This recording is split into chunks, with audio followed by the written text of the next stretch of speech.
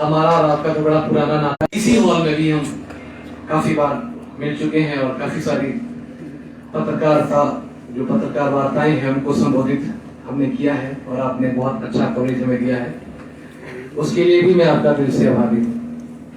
और आभारी एक बार इसलिए भी हूँ कि आप हमारे इतने शॉर्ट नोटिस पे हमारे मध्य में आज भी आए हैं। और पिछली बरसात, पिछली सर्दी, गर्मी और ये वाली बरसात, ये सब यहीं पर धरने में निकल गया है। और आप लोगों ने हमारे चक्के जाम भी कवर किए होंगे और ज्यादा ना बोल के तो 8-10 चक्के जाम तो किए होंगे हमने, इससे 14 फिगर बताएं तो उन्हें नौकरियों के लिए भी लड़ना पड़ता है। हमारे बीच में शोभू राम जी कल से परसों से चौथ, 15 दिन, 20 दिन, 1 महीना, कभी डायरेक्टर के पास जाओ, सेक्रेटरी के पास जाओ, चीफ सेक्रेटरी के पास जाओ, वेलफेयर मिनिस्टर के पास जाओ, सीएम के पास जाओ, सबके साथ हम लोगों ने बैठकें करके देख लिया है और सब लोग सिर्फ अपना टाइम निकाल रहे हैं। हम सिर्फ ऐसा नहीं है कि किसी सरकार की आलोचना कर रहे हैं, ये तो फिर आलोचना की पात्र है क्योंकि इनके कार्यकाल में ऐसा हो रहा है, लेकिन गवर्नमेंट कोई भी हो, हमारे लिए कोई भी सीरियस नहीं है। और इसका अगर मैं आपको रीजन बताऊं तो इसका रीजन ये है कि हमारा कोई बहुत बड़ा वोट बैंक नहीं है। और मीडिया में से भी अगर मैं बात करूं तो एक योगराज जी ने सीएम साहब से पूछने की कोशिश की है हमारे लिए, लेकिन कोई सकारात्मक उत्तर उन्हें भी नहीं मिला। इसके अलावा किसी मीडिया ने भी इस पर विचार नहीं किया कि मुख्यमंत्री को पूछा जाए या वेलफेयर मिनिस्टर को पूछा जाए कि आप लोग क्या कर रहे हैं।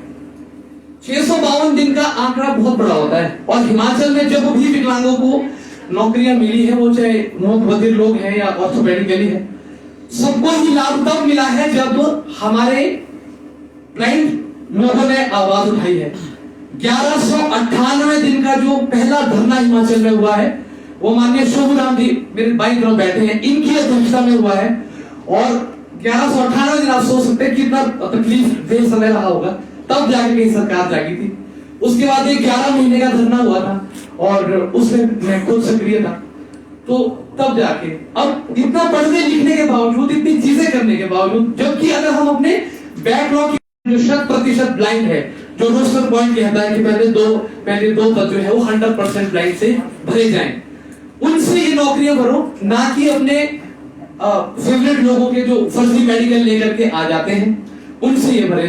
2016 में आरपीडी एक्ट जो आया था उसपे आ गए।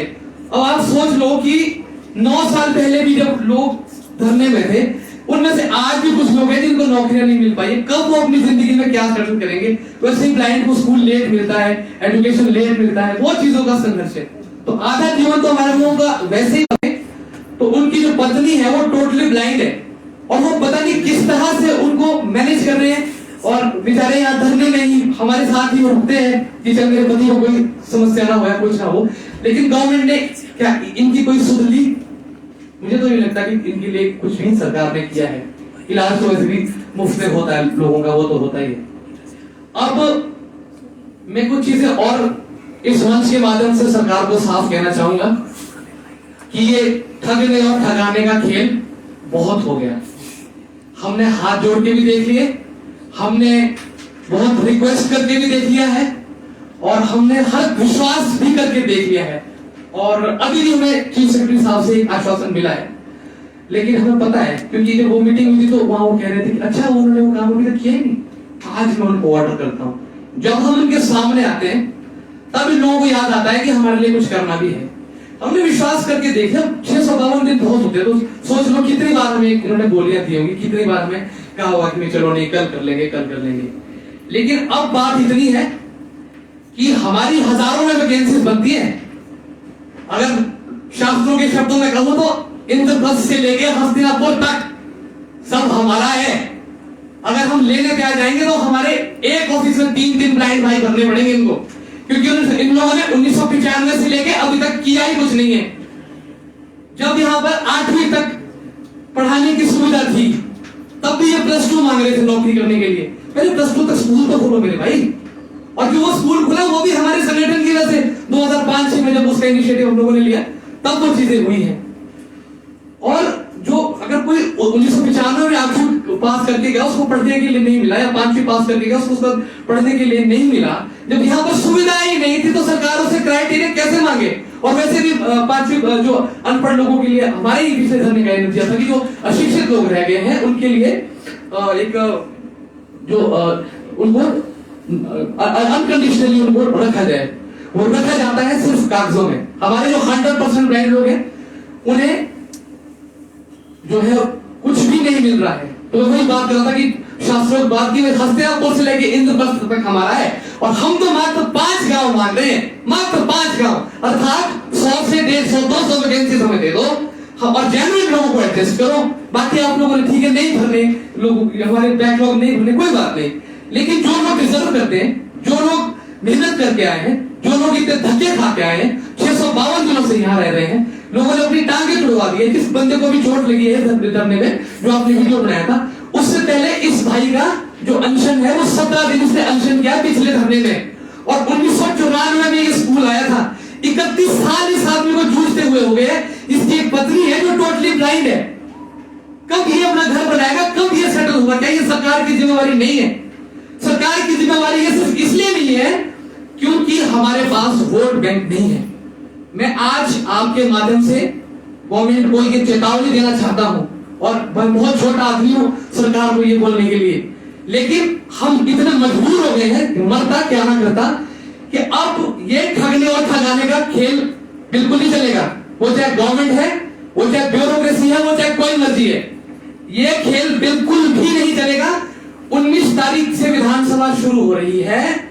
19 तारीख को अगर ये हमारा मुद्दा कोई विधानसभा में उठाते हैं और प्रदेश सरकार उसका कोई हमें जवाब देती है, सकारात्मक उत्तर देती है, तो वो करे।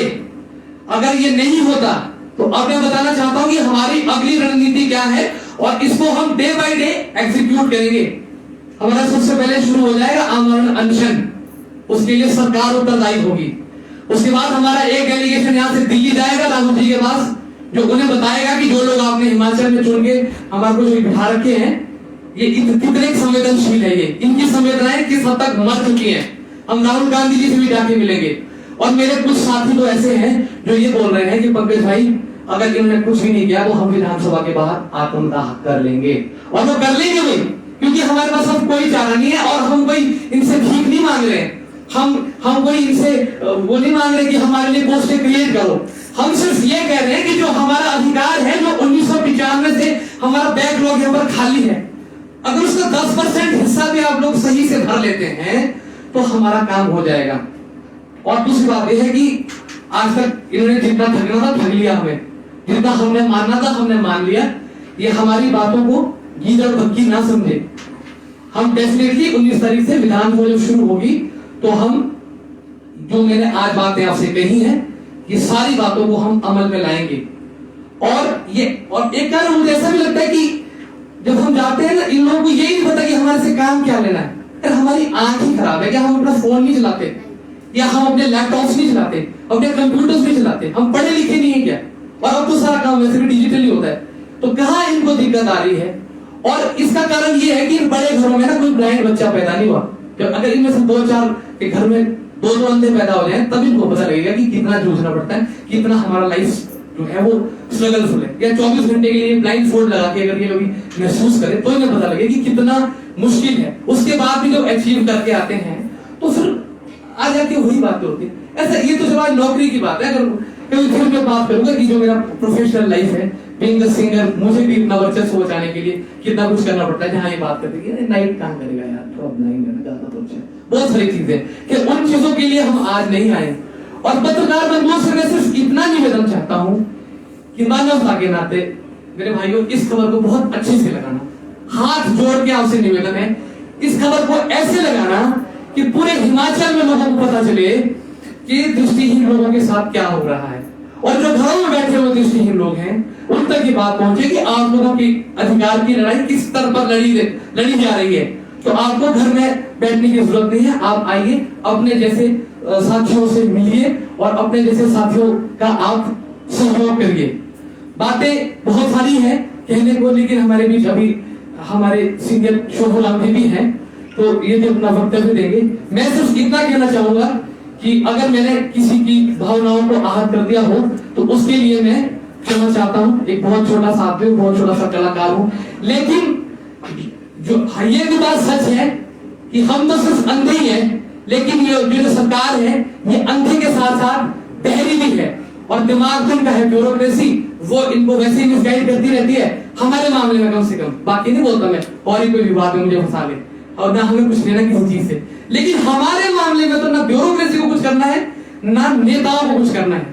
तो अंततः मैं बस यही कहूंगा कि 19 तारीख तक का इनके पास समय है, इन्होंने कुछ करना है तो ये करें, नहीं तो 19 तारीख के बाद जो कुछ हमें समझ में आएगा, फिर जब आंदोलन होते हैं तो वो उसमें फिर शहादतें भी होती हैं, तो ये भी तब तक मानेंगे नहीं जब तक हमारे 2-4 लोग शहीद नहीं हो जाएंगे, फिर तो रातों रात निकाल देंगे नौकरी आएगी। अगर ऐसा करना होगा तो उसके लिए सबसे पहले मैं तैयार हूँ, अगर अनशन होगा तो उसके लिए सबसे पहले मैं तैयार हूँ, अगर आत्मदाह की बात आएगी तो उसके लिए सबसे पहले मैं तैयार हूँ। और ये सिर्फ कोई बातें नहीं है, 19 तारीख के बाद ये चीजें आपको देखने को मिल ही जाएंगी। तो खैर चलिए, मैंने अपने बहुत सारे उद्गार आप लोगों के सामने रखे, अब मैं चाहूंगा कि हमारे आदरणीय संगठन के अध्यक्ष माननीय शोभराम जी कुछ बातें अपने पत्रकार बंधुओं के साथ साझा करें, और उसके बाद हम प्रेस वार्ता को वाइंड कर सके। शोभराम जी बीच में आ जाओ।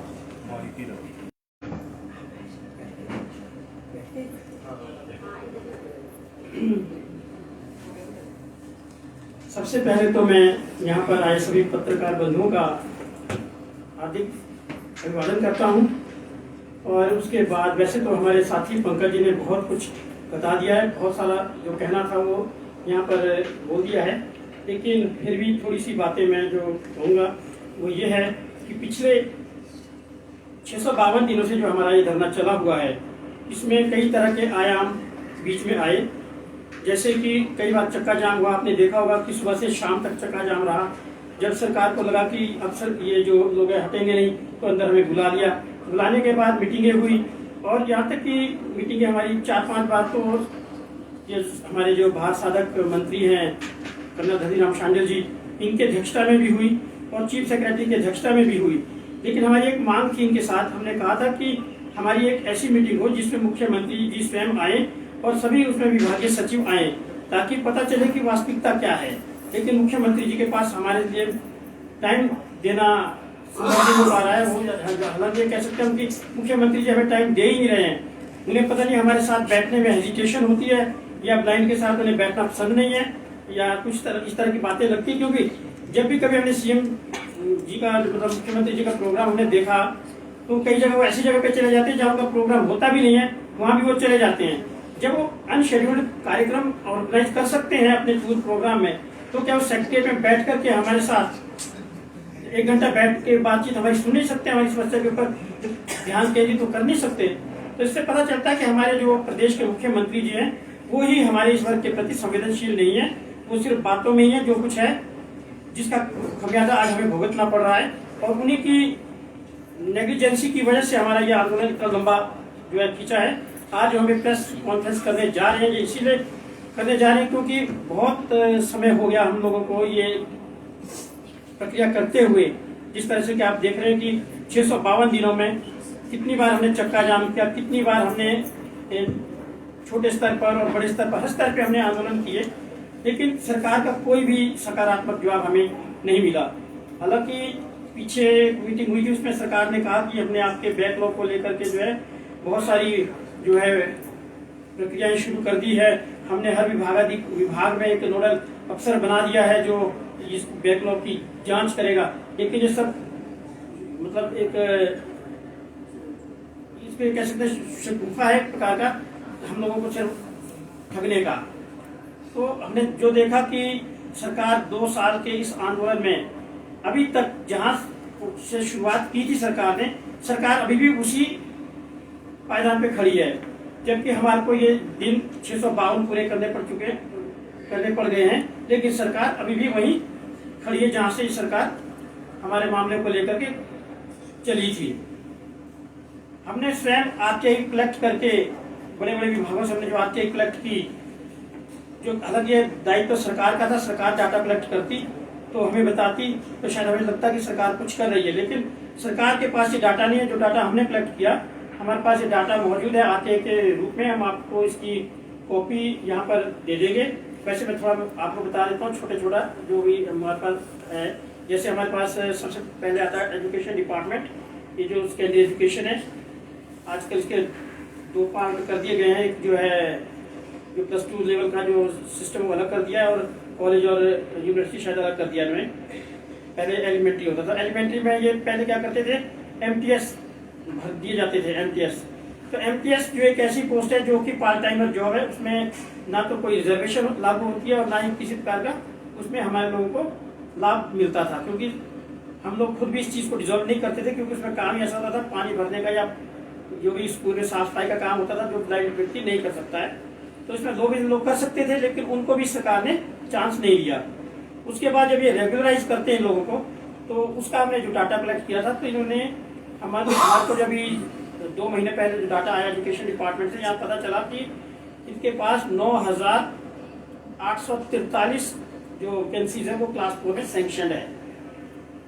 अगर इतनी वैकेंसी होने के उसमें जो है हमारा अगर 1995 से अगर इस चीज़ को लेते हैं तो ये 3% बनता है 1995 से तीनों कैटेगरी का, तो और 2016 के बाद ये 4% हो जाता है।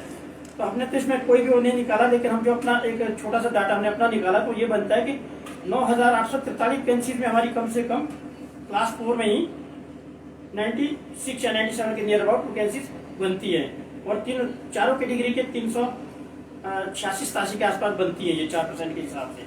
और उस तरह से सरकार ने जो ये एजुकेशन डिपार्टमेंट इतना ढेर डिपार्टमेंट है, इसमें आज तक एक भी पोस्ट हमारी जो विजुअली पेड के नहीं भरी है आज तक। औरतों की शायद भरी हो, क्योंकि उनके संदर्भ में हमारे पास डाटा नहीं था, तो जो ब्लाइंड की है वो तो कम से कम नहीं भरी है इन्होंने। और इसी तरह PWD है, हेल्थ डिपार्टमेंट है, और फॉरेस्ट है, फिशिंग डिपार्टमेंट, बहुत बड़े बड़े डिपार्टमेंट है, हेल्थ डिपार्टमेंट, रेवेन्यू डिपार्टमेंट है, ये बहुत बड़े बड़े डिपार्टमेंट है। इन्होंने आज तक जो क्लास 4 का जो बैकलॉग हमारा बनता है, एक भी जगह फिलअप नहीं किया है। और कुछ डिपार्टमेंट है जिनके छोटे छोटे कार्डर है, उन लोगों ने भरा है, तो वो ठीक है, लेकिन जो बड़े बड़े डिपार्टमेंट है इन्होंने बिल्कुल भी इस दिशा में बढ़ने की कोशिश नहीं की, और ना ही हमारे बैकलॉग को भरने का प्रयास किया। तो आज भी जो हमारी बात हो रही है सरकार से, सरकार कहती है कि हमने सेंट्रल गवर्नमेंट का जो जॉब आइडेंटिफिकेशन कैटलॉग है उसको हमने अडॉप्ट कर दिया है। अगर सरकार ने उसको अडॉप्ट कर दिया है तो फिर सरकार को क्लास 4 की वैकेंसी देने में दिक्कत कहाँ आ रही है। सरकार जो भी छोट मतलब पीछे निकाली थी उन्होंने, तो क्लास 4 की वैकेंसी निकाली तो उसमें क्या कंडीशन लगा देती है, ओनली फॉर लो विजन, जबकि जो पोस्ट ऑलरेडी सैंक्शनड है पहले से ही विजुअल इम्पेयर्ड के नाम पर है, उसको सरकार लो विजन पे कैसे डाइवर्ट कर सकती है। पहले जबकि सरकार की एक अपनी नोटिफिकेशन 2005 की है, 2013 की है और 2016 की भी है, उसमें क्लियर किया है कि पहले 2 पद जो है किसी भी रैंक के पहले 2 पद जो है 100% ब्लाइंड से भरे जाएंगे, और उसके बाद जो तीसरा जो पद होगा वो लो विजन के लिए आरक्षित होगा। तो सरकार इसको इग्नोर करके टोटली जो है लो विजन के लिए वैकेंसी निकाल दी। जैसे अभी आपको गलत उदाहरण हम देते हैं, बिजली बोर्ड में लास्ट ईयर वैकेंसी निकली थी, 10-12 वैकेंसी निकली थी, जो सारी की सारी लो विजन के लिए थी। जब हमने इसका विरोध किया तो सरकार इसका बचाव करती नजर आई, सरकार ने मतलब इसको कोई कार्रवाई नहीं की, उसको जो है एज इट इज रहने दिया, और हमें कहती कि अभी 10-12 वैकेंसी और आ रही है जो विजुअल इम्पेयर्ड के लिए आएंगी। तो ये मतलब चलाने वाला काम, हर जगह धोखा किया जा रहा है हमारे लोगों के साथ।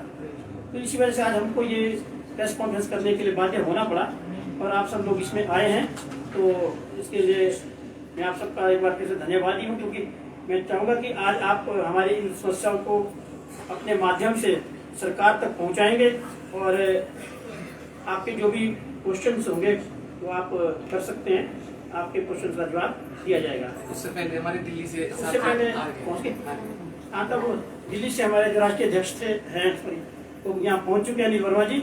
तो अब ये आपको इस संदर्भ में थोड़ा सा बताएंगे कि सेंटर में क्या है और स्टेट में क्या होना चाहिए उसके हिसाब से। तो वर्मा जी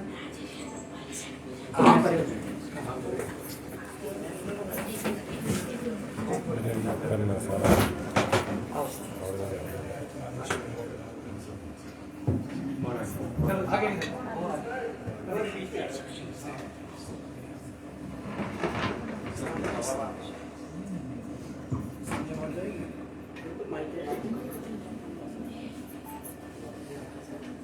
पत्रकार बंधुओं को सभी को मैं हार्दिक अभिनंदन करता हूं और साथ ही साथ धन्यवाद करता हूं।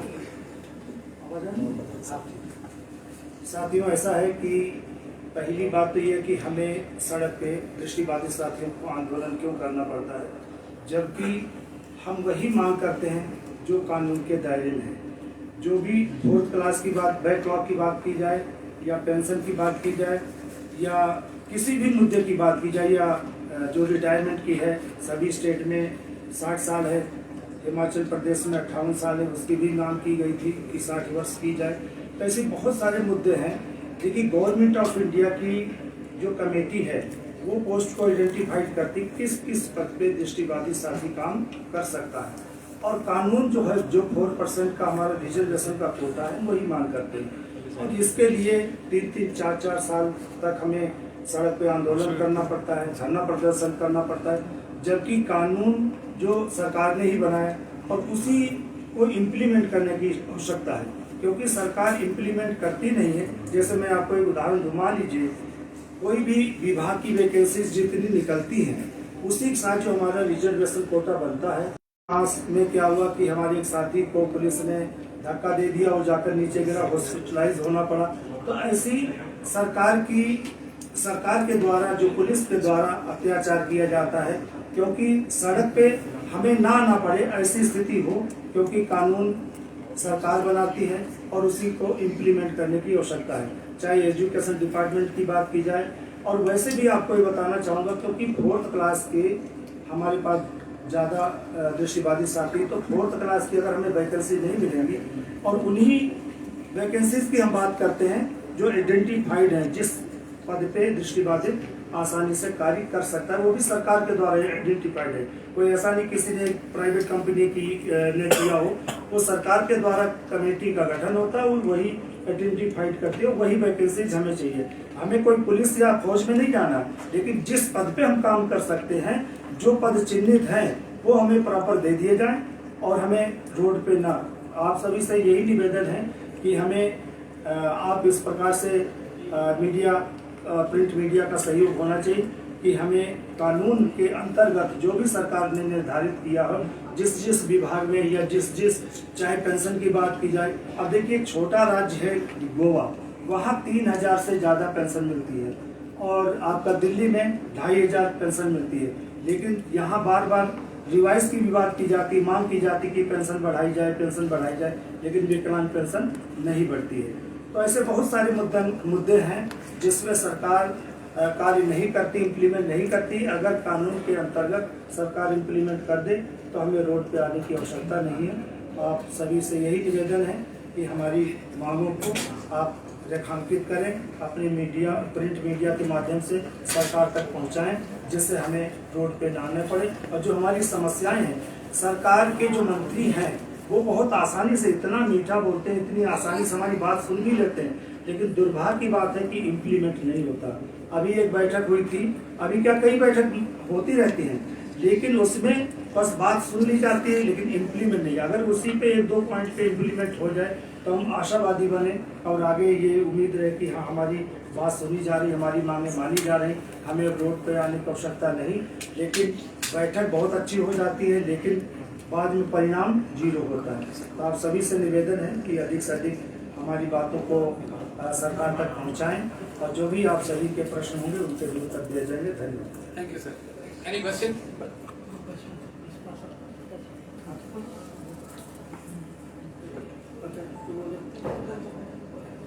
हाँ जी, हाँ, कोई प्रश्न है किसी का?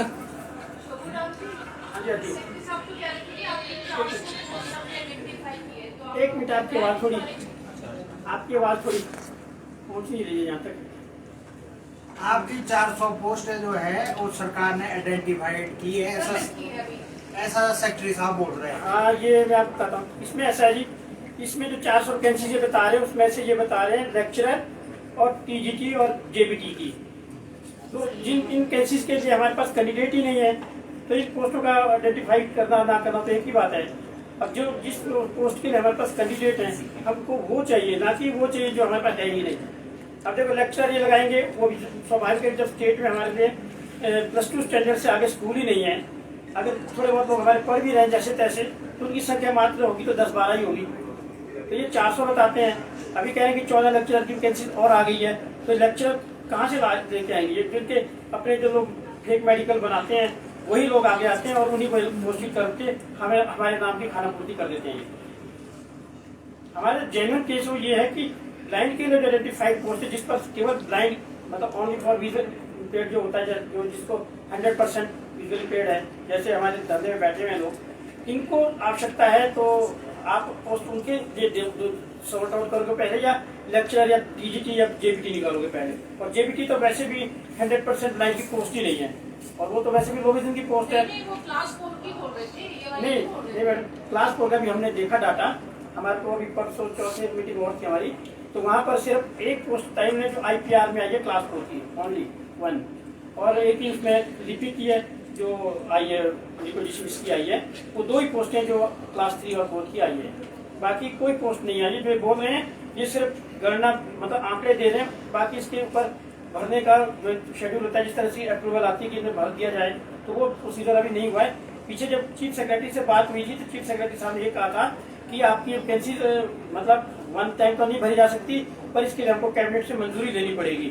तो हमने कहा था ठीक है, आप कैबिनेट से मंजूरी ले लीजिए। ये पिछले साल शायद कब की बात है, फरवरी की जनवरी की बात है, 12 फरवरी की मीटिंग में ये कहा था इसी साल कि हमको कैबिनेट में मुद्दा ले जाना पड़ेगा, तभी हम वहाँ से जो इकट्ठी आपके लिए 2-250 वैकेंसी भरने की अनुमति दिलवा सकेंगे। तो इन्होंने वेलफेयर सेक्रेटरी से कहा था कि आप इसको कैबिनेट के लिए मसौदा लाएं, तो कैबिनेट में जो वेलफेयर सेक्रेटरी इस मुद्दे को ले ही नहीं गए आज तक। हालांकि उसके बाद शांडिल जी ने भी कहा था कि मैं भी कैबिनेट में ले जाने का प्रयास करूंगा, लेकिन उन्होंने भी नहीं किया।